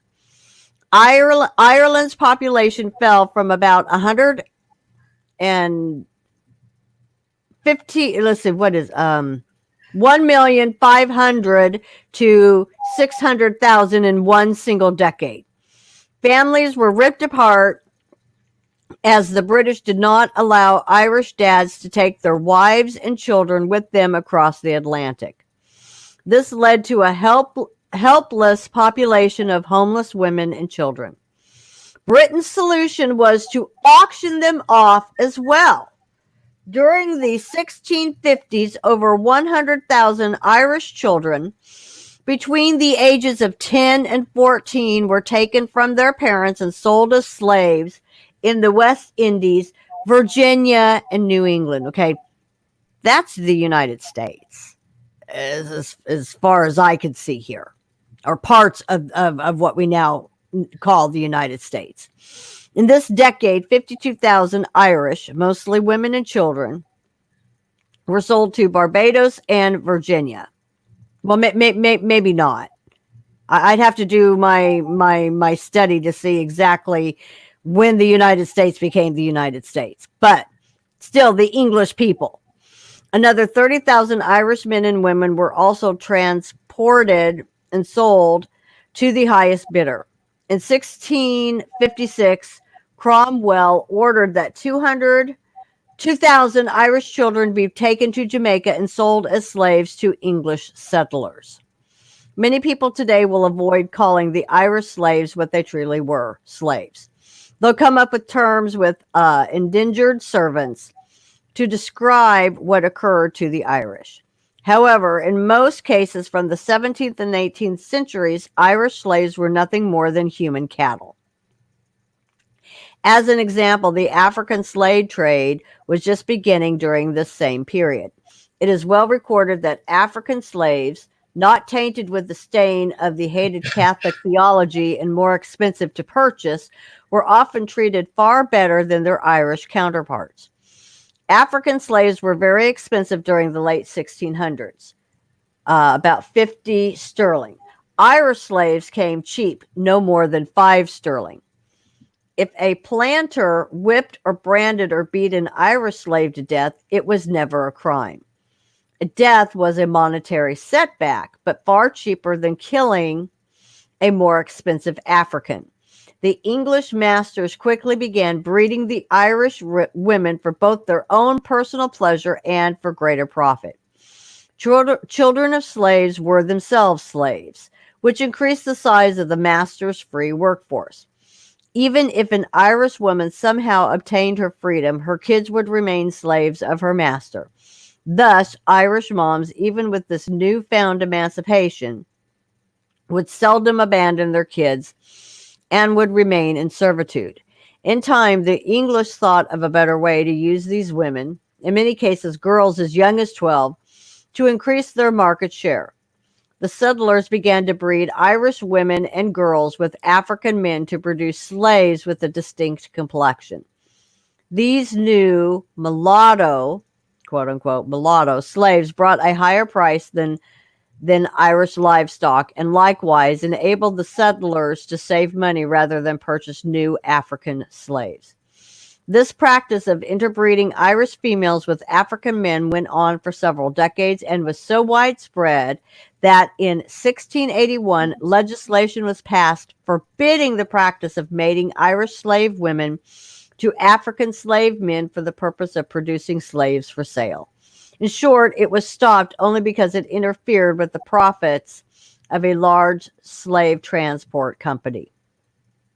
England continued to ship tens of thousands of Irish slaves for more than a century. Records state that after the 1798 Irish Rebellion, thousands of Irish slaves were sold to both America and Australia. There were horrible abuses of both African and Irish captives. One British ship even dumped 1,302 slaves into the Atlantic Ocean so that the crew would have plenty of food to eat. There is little question that the Irish experienced the horrors of slavery as much, if not more, in the 17th century as the Africans did. There is also very little question that those brown, tanned faces you witness in your travels to the West Indies are very likely a combination of African and Irish ancestry. In 1839, Britain finally decided on its own to end its participation in Satan's highway to hell and stop transporting slaves. While their decision did not stop pirates from doing what they desired, the new law slowly concluded this chapter of nightmarish Irish misery. But if anyone black or white believes that slavery was only an African experience, then they've got it completely wrong. Irish slavery is a subject worth remembering, not erasing from our memories. And so that just goes to show, I mean, slavery's, it's not just black people. No. And the Irish would, if you never talked to somebody where you could hear the Irish accent, you would think that they were white, quote unquote white. Yeah. But here, other English speaking, white speaking people sold them, owned them as slaves. Yeah. And I didn't know that until I saw that I I didn't saw that either. article. I saw that article. That's the first I knew about that. And I thought then, I've not studied my history enough. And people they're not studying history. And the right history is not being taught in school anymore, in public schools. Um so they don't know. Um, I love history and I love to study history and always have.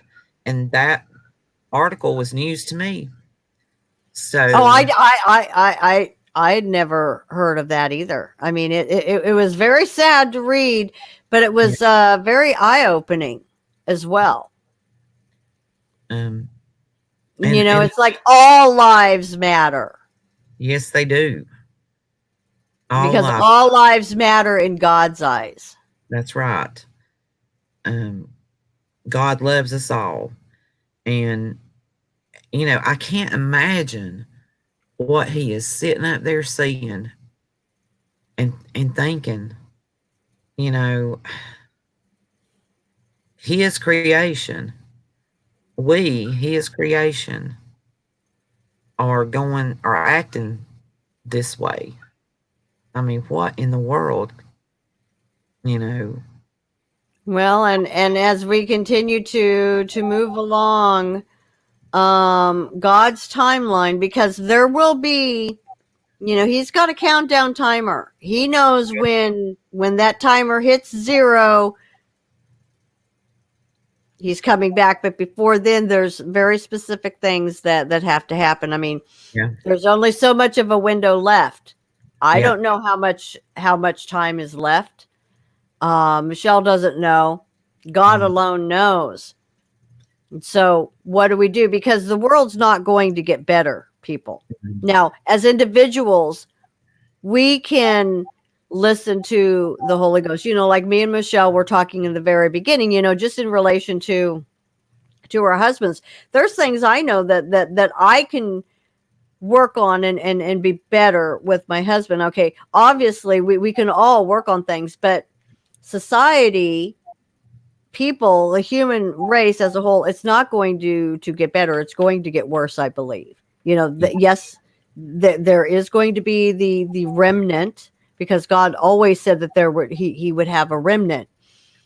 But the time is drawing to a close. And shoot, fly. Um, I hate these flies. yeah. Um, and it's trying to sidetrack. I'm trying to give the gospel here. Yeah, and I've had one in here earlier too. Yeah, Yeah, yeah. And the and so as we are seeing the world fall apart, I mean, Jesus said, as it was in the days of Noah. I mean, it's getting pretty bad. Are we as bad now as it was in the days of Noah? no, No, not yet, but we could see it inching ever closer, ever closer. Okay, well, those who don't know the Lord Jesus Christ, and you're going through this whole mess, the COVID and the riots, and you're worried about not catching coronavirus because you don't want to die. Well, it's not that we don't understand, real true fears of illness and sickness and disease, but Oh, give me just a second. I'm gonna have to swap this slide. This is driving me crazy. But Um, we have hope in Christ.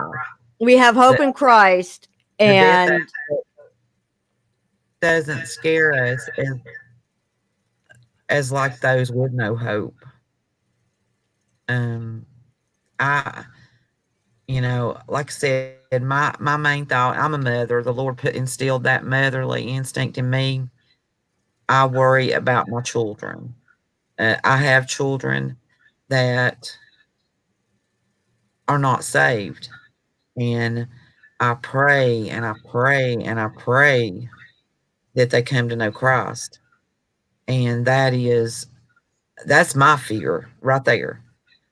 The other stuff, you know, I'm scared for them. I don't want them to have to go through hard times, and the Bible is an awesome history book.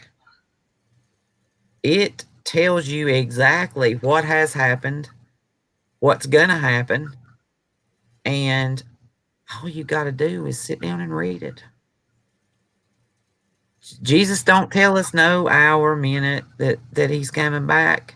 But like you said a minute ago, he explains to us what's going to happen preceding his coming.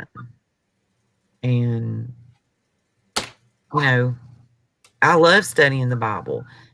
When I started reading the Bible seriously, the or the New Testament's what I concentrated on.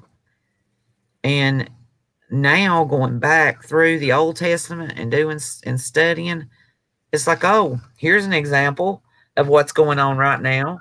Here's what I need to do.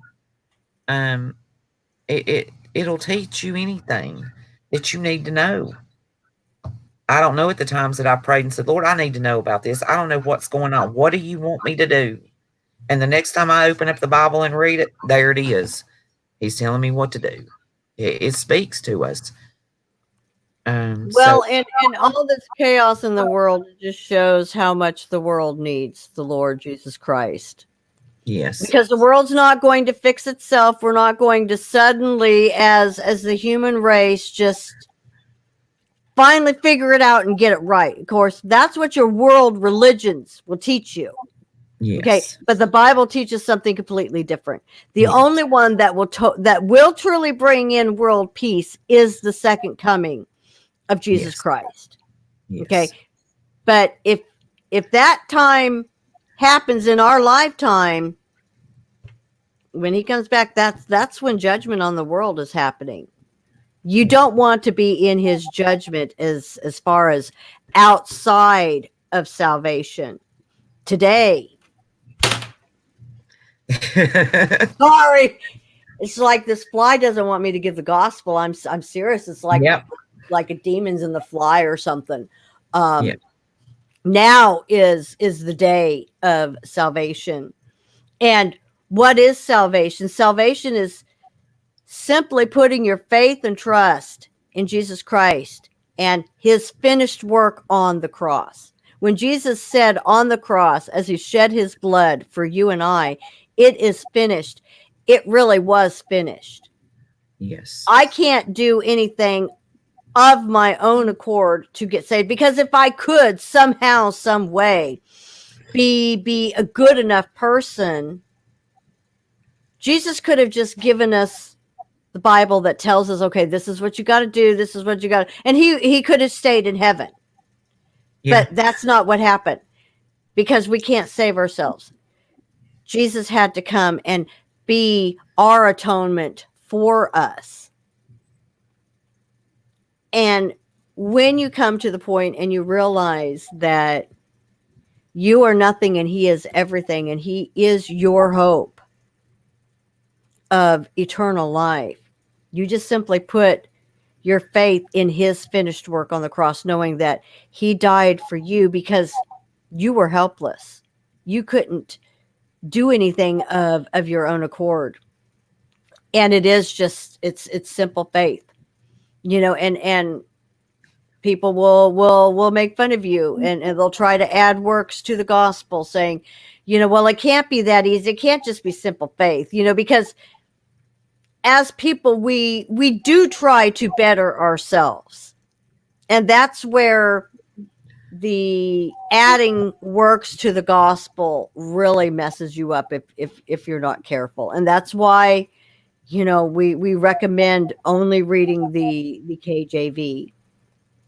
But you put your faith in the Lord Jesus Christ and his finished work on the cross, knowing you can't save yourself. And even you can't even do anything to keep yourself saved. It's all based on his promise. And you either, okay, is God keeping his promise? Is he a man that can lie? Okay, well, scripture tells us God is not a man that can lie. If Jesus says, for God so loved the world that he gave his only begotten son, that whosoever means anyone, nobody is excluded, that whosoever believeth in him should not perish, but have everlasting life. And then when the Philippian jailer said, sirs, what must I do to be saved?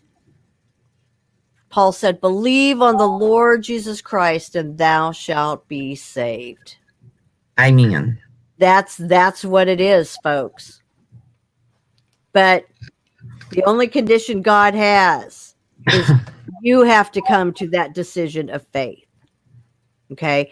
God didn't make us as robots. He wants us to come to him of our own free will and accord. Because without Christ, it's eternity without him in the lake of fire. It is. And nope, it's not always comfortable talking about those who will be eternally lost. You know, and there's no reincarnation. It is appointed unto man once to die, and after this, the judgment. We have this life now to understand the simple gospel. Faith plus nothing. It all rests on Jesus Christ. Not on us, all on Jesus Christ. And so my hope, if anyone is listening, that you've never put your faith in Jesus Christ and you've relied on your own works and your own merits. Okay, you're believing a false gospel that will not save you. It will not. It will not.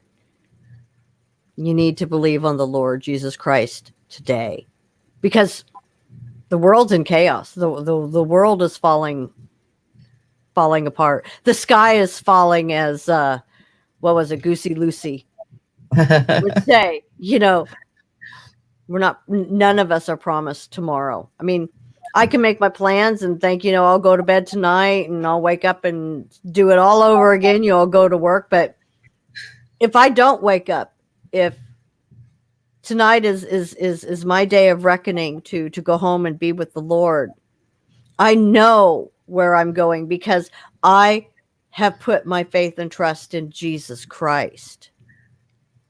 I don't have to fear what's going to happen to me when I die. But those who put faith in themselves or their religion, they don't have that security. They have to hope that, oh, well, maybe I'm good enough. God will let me in. Well, see, scripture doesn't say that. It's, I am the way, the truth, and the life. No man comes to the Father but by me. I'm just repeating Jesus' words. My hope is that you will believe his words today and you will accept the free gift, because it really is free. Jesus plus nothing. So, Michelle, give us, honey, your closing thoughts. If there's, you know, not that you're adding to the gospel, but if there's anything else that you want to add to help make sure that the gospel message is really crystal clear, go ahead and give your closing thoughts. No, you did a fine job giving the gospel, and I just want to say, pray for each other. And I know myself, people made it seem so hard to follow Christ. When I was in my 20s, I wanted to be around other Christians, and they made me feel like I was not good enough. I felt like I couldn't follow Christ. I was doing it wrong. So please, give the gospel, explain to people that nobody's perfect and we're gonna mess up. Um, and continue to pray for all of us that chat and talk about the Lord, that we can reach people, um, and get out to more people. And um, that's really it. Just keep everybody in prayers. I pray for Wendy, brothers and sisters in Christ that I talk to every day. I pray for your safety, and I've learned so much from talking to Wendy. And I see Matt's on here, Curtis. Um, when I read your comments and your thoughts and things, I learn about the Lord and what He says and what He wants us to do. And, you know, Well, and the fellowship is really important for us guys. It really is. And I've tried to respond just, a little bit by chatting, and for the most part, I've been able to keep up with, everyone's comments. I mean, when I review this, I will try to read all of the comments. It's just so I don't get distracted and lose my train yeah, of thought. But this is important for us to be able to fellowship with one another, because this is like church service for me. And when I'm working, most of the time I'm listening to the Christian videos from my brothers, Pastor Richie, Pastor Kakuza, uh, Merle puts out videos, Brother Ted puts out videos, and sometimes every now and then, even Danny puts out videos. And um, these are things that helps keep my attention focused on where it needs to be, Jesus Christ, because the encouragement. world could be falling apart around me, but if my eyes are stayed on Jesus Christ, that's all I need. Otherwise, the order of joy gets out of order and it ends up being Y and then maybe J and then O, or it might be Y and O and J. No, let's keep it where joy truly is: Jesus, others, and then yourself. Amen. Yep. And so, well, guys, we've been going right at about 2 hours now. How do you feel, Michelle, about doing a weekly girls' night, GNO? Are you usually busy on Wednesdays, Um, or if we maybe do, like every other week or something like that? Maybe like 1 or 2 times a month. Just so that we can kind of get into a routine with this, because then hopefully more people will realize we're starting to do this more, and more people will join in with us. yeah, that sounds good. It would kind of be pushing it for me to do every week, but every other Okay. week sounds Every other great. week would be good for you. Yeah, because sometimes I get out of town, and it Yeah, usually just depends on weather and everything. But if Wednesday overall is a good day for you, I'll try to yeah, make sure that I'm always available on a Wednesday. And yeah. so I'm just looking at my calendar. We would be looking at, let's see.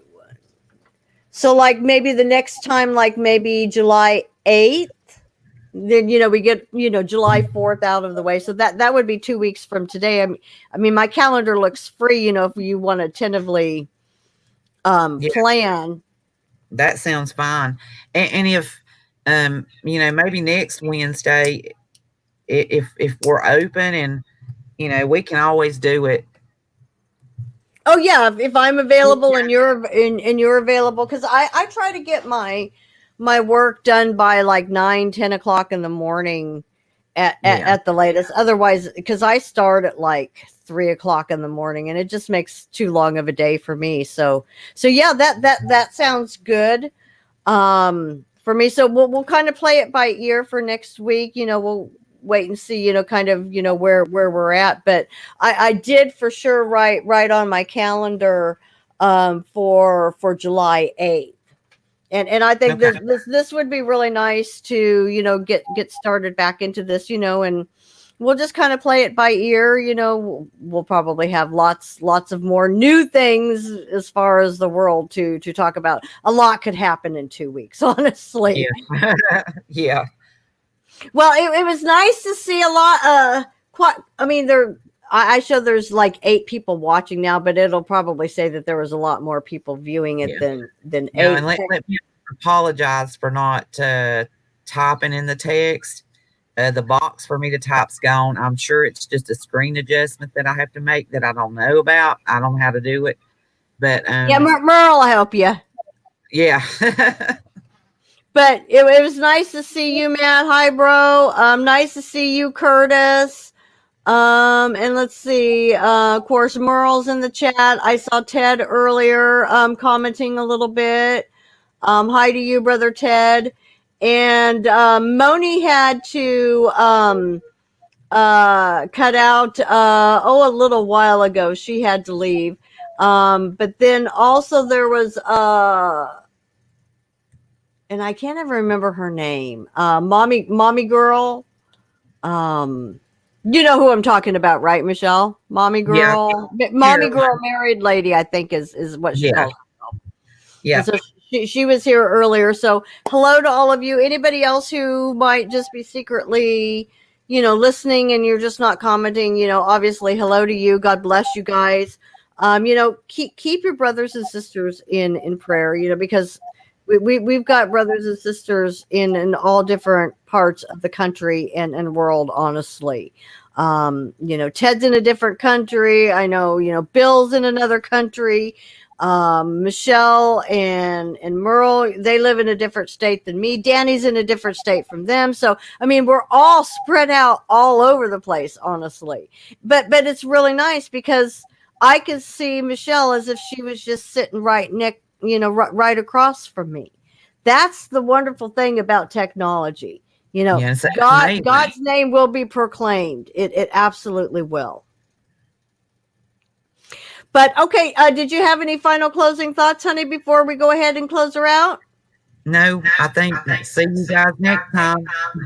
All right, guys. Well, you take care. God bless. And I don't see anything going on this Saturday. I'm going to try to start getting myself used to my regular schedule, probably plan praise and worship.